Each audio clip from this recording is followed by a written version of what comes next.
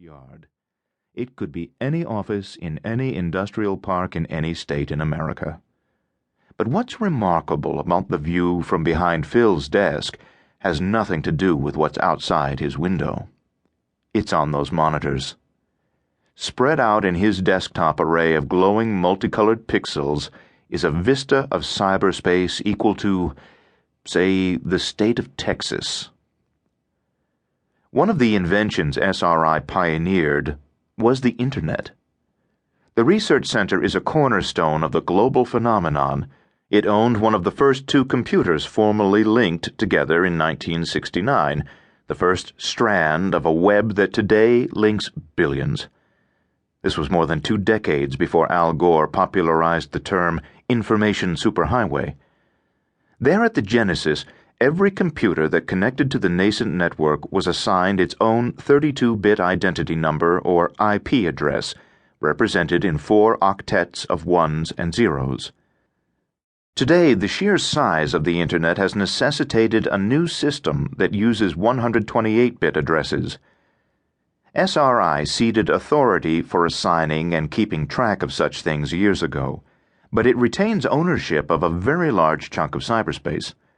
Phil's portion of it is a relatively modest, nothing to brag about but damned hard to get, /16, a block of the original digital universe containing 65,536 unique IP addresses.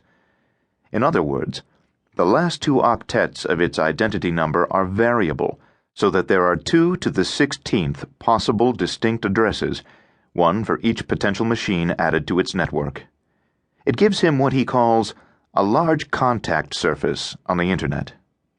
He's like a rancher with his boots propped on the rail of the front porch before a wide-open prairie with, as the country song says, miles of lonesome in every direction.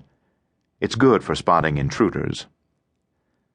Phil's specialty is computer security, or rather Internet security, because few computers today are not linked to others.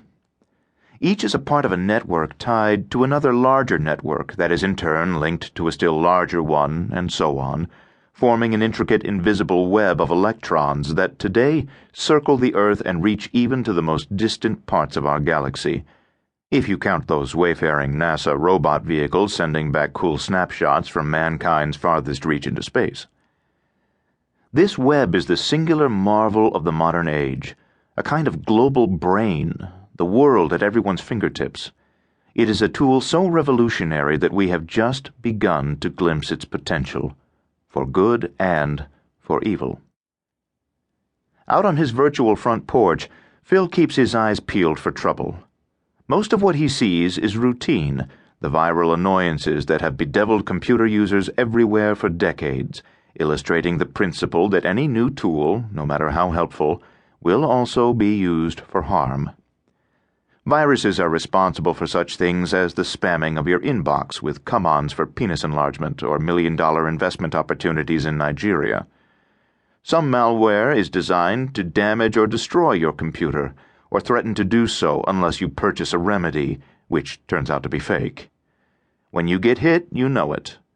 But the newest, most sophisticated computer viruses, like the most successful biological viruses, have bigger ambitions and are designed for stealth.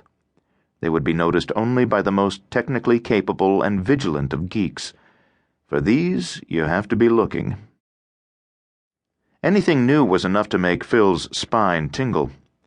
He had been working with computers since he was in high school in Whittier, California, and had sent away in 1984 for a build-it-yourself personal computer. Back then, personal computers were not yet on the market. Small companies catered to a fringe community of users, many of them teenagers who were excited enough and smart enough to see the potential for home use. They would order kits and assemble the machines themselves, using them to play games mostly, or configuring them to perform simple household or business chores. Phil's dad was an accountant, and his mom ran a care center for senior citizens, so he amazed them by programming his toy to handle time-consuming, monotonous tasks. But mostly he played games. He took computer classes in high school, contributing at least as much as he took away, and in college at the University of California, Irvine, he fell in with a group of like-minded geeks who amused themselves.